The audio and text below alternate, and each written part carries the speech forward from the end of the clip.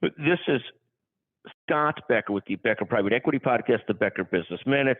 This is a quick discussion about what I'll call don't be the person your team cheers against.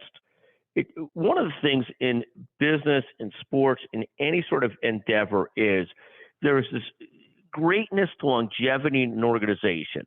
And I'm going to combine a couple different topics here. Greatness and longevity in an organization really relies on two core characteristics. One, you have to be good at what you do, and two, you have to be likable, generally likable.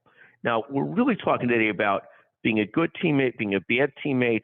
We call this podcast, Don't Be the Person Your Teammates Cheer Against. In every business, in every sports, there are people on the team that people want to see win. And there's nothing better than having the kind of teammates in business or in other places that people want to see win. The flip side is there are people in every endeavor that for whatever reason, they might have done so much for people, but for some reason they get into people's heads and people don't want to see them succeed. And I don't take credit for this quality. I don't think it's a great quality, but there's always going to be people on teams and businesses that others are happy to see not do well. And it could be jealousy, it could be how that person behaves, it could be a number of different things. One of the things I remember early in my career was a senior leader of a company. And that senior leader of the company spent so much time both mentoring and helping young leaders in the company, but also always reminding those young leaders in the company how much he had done for them. And this was a fascinating sort of experience for me to watch, because what happens is over periods of time, all those young people grew to resent and hate this older leader, this older mentor type, but that also couldn't help himself but constantly remind them, here's all I had done for all of you.